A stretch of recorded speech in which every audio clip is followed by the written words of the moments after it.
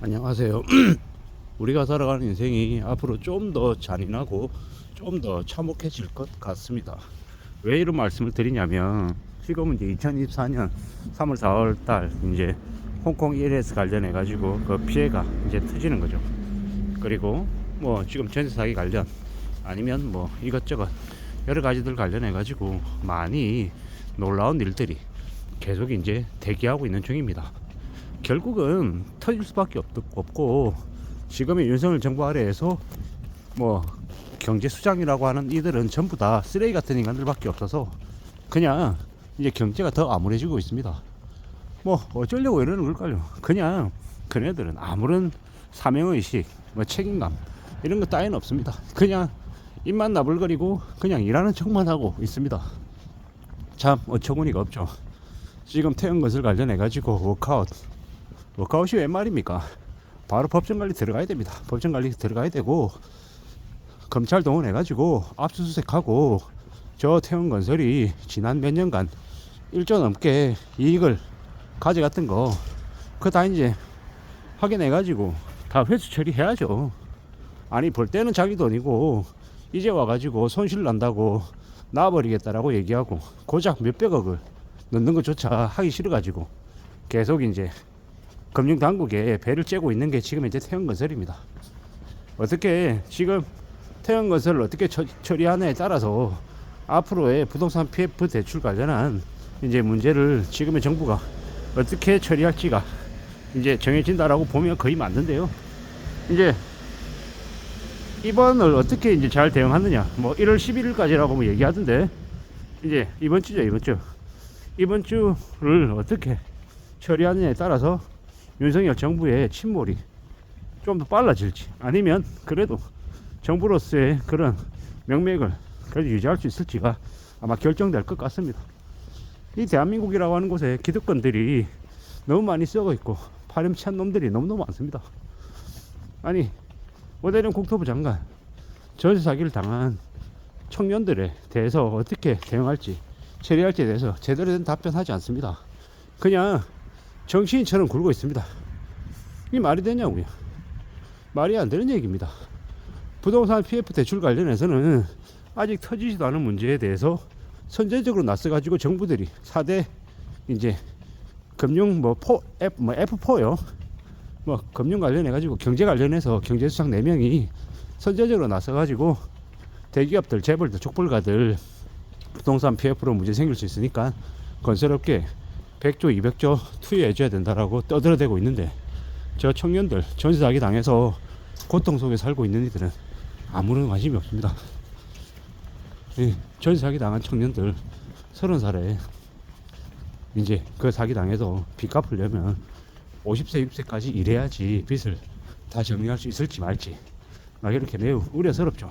수원에서 터지고 대전에서 터지고 이래저래 막 터지고 있습니다. 개막장들이요.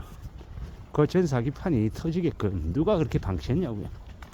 저는 계속 화가 나는 게 문재인 정부 때 전세자금 대출 7억까지 해줬던 거 그 쓰레기 같은 짓거리들을 왜 그렇게 했냐라는 그런 화가 나는 그게 하나가 있고 또 하나는 금융당국이 이제 금융업계 그렇게 무분별하게 대출해 주게끔 해주는데 제대로 된 관리 감독을 왜 하지 않았냐라는 거 참 이제 화가 나는 거죠.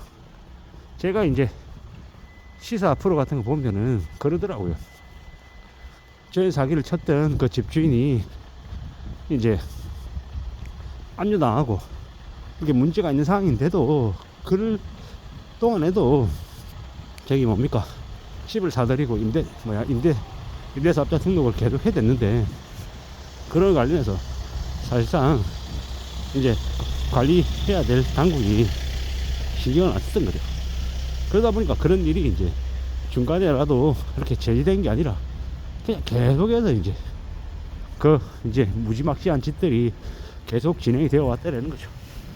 앞으로 우리는 얼마나 충격적인 일을 겪게 될지 아마 상상을 초월할 것 같습니다.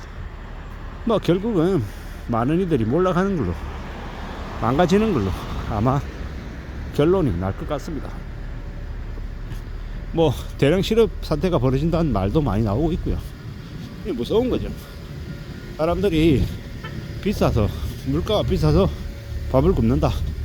뭐 새끼 먹는 사람이 두 끼 먹는다. 이제 새끼 다 먹는 사람이 요새 누가 새끼를 다 먹냐. 뭐 이런 식으로 뭐 아침 겸 점심하고 뭐 저녁하고 먹는 걸로 변하지 않을까라고 얘기하는데 충분히 가능할 것 같습니다. 그렇게 될 것 같습니다. 뭐 참 씁쓸하죠. 안담하다라는 겁니다. 그런 일로 끝날까. 그 외에 엄청난 이제 사기 사건들, 이 잔인한 범죄들 엄청 나올 것 같습니다. 얼마 전에도 그 60대 여성이 이제 잔인하게 살해당하는 그런 사건들이 있었죠. 그냥 뭐 원한도 아니에요. 그냥 무시당하기 싫어서 그랬다, 이러는 말도 안 되는 이제 변명을 해야 되는데, 참 이 나라가, 이놈의 세상이 엉망이 되어가는 것 같습니다. 이제 무정부 사회가 이제 벌써 된 것 같다라는 생각도 더더욱 더 들고요. 암울하기도 하고 두렵기도 하고 많이 혼란스럽습니다.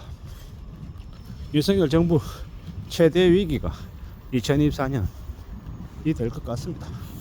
그런 얘기도 하더라고요. 2024년 한 연말쯤 되면 이제 엄청난 일들이 벌어질 거라고.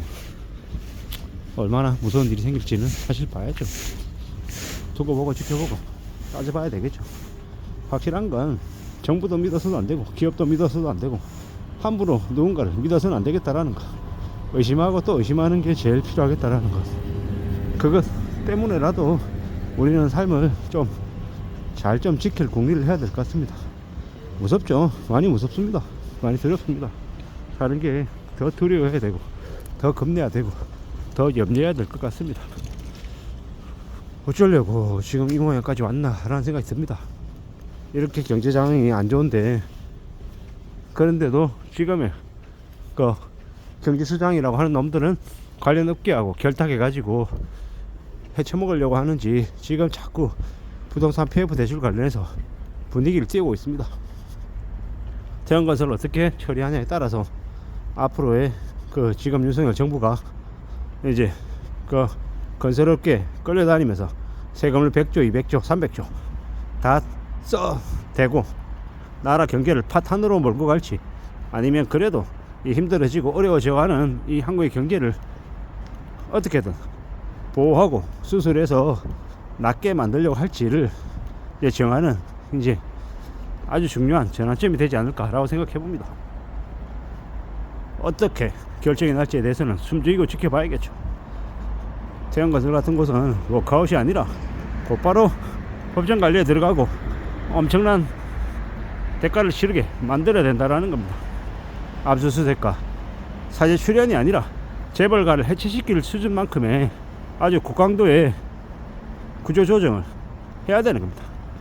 범죄나 아니면 배명령이나 나쁜 짓을 저지른 이력이 있는지도 샅샅이 파헤쳐서 법과 원칙에 따라서 아주 강력하게 처벌해야죠.